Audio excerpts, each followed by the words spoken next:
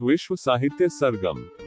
ए हमनशी सुनाऊं कैसे, हदीसे दिले दौरा तुमको, गम के शोलों में जलते हैं कैसे, अरमाने शबिस्ता तुमको। विश्व साहित्य सरगम की इस महफिल में आज एक बार फिर हम साहित्य प्रेमी श्रोताओं के लिए प्रसिद्ध साहित्यकार हदीस अंसारी की समसामयिक घटनाओं पर आधारित एक नई लघु कथा के साथ हाजिर हुए हैं।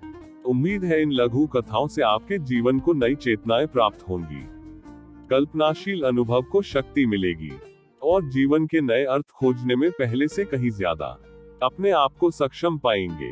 आज की लघु कथा है आमदनी का स्रोत। नेताजी नरेंद्र और वकील नरेश में घनिष्ठ मित्रता थी। दोनों को अपने कार्य क्षेत्र में दक्षता हासिल थी।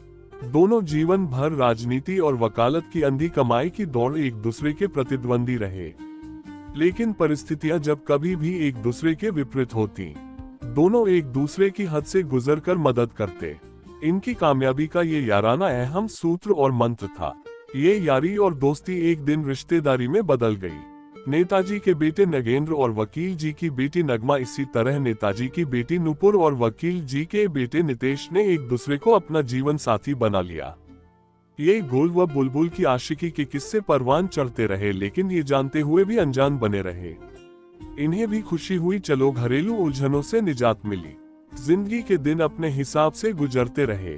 जब वृद्धावस्था के कारण नेताजी की राजनीतिक रफ्तार धीमी हो गई और वकील जी ने वकालत से संन्यास ले लिया, तो दोनों ने अपने उत्तराधिकारी बेटों को काम की जिम्मेदारियां सौंपकर कुछ दिनों के लिए तीरथ पर चले गए। नेताजी का बेटा राजनीतिज्ञों में हेराफेरी में प्रधानमंत्री और मुख्यमंत्री की दावेदारी में विशेष महत्वपूर्ण भूमिका निभाने लगा। पार्टी बदलना और मंत्री खरीदना अपना पेशा बना लिया, लेकिन इस रास्ते पर ज्यादा दिन तक चल नहीं पाया। इस हेराफेरी में एक दिन वह तिहाड़ खाने का मुख्य अतिथि बन गया। इधर वकील जी अपने सारे मुकदमे अपने बेटे को दे दिए, जो अब खुद एक मशहूर वकील बन चुका था।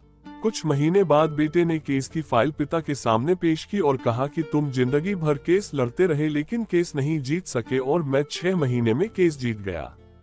पापा ने फाइल देखी और अपने काम में लग गए। बेटे को बहुत गुस्सा आया और उसने कहा कि अगर तुम अपनी असफलता को स्वीकार नहीं कर सकते तो कम से कम मेरी सफलता पर मुझे बधाई तो दे सकते हो।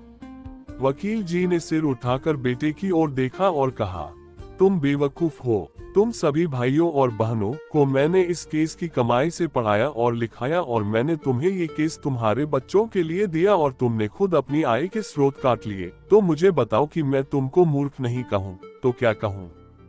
हम दोनों, नरेंद्र और नरेश ने मिलकर आमदनी का साम्राज्य कायम किया था और तुम दोनों ने इस स्रोत को ही बंद कर दिया।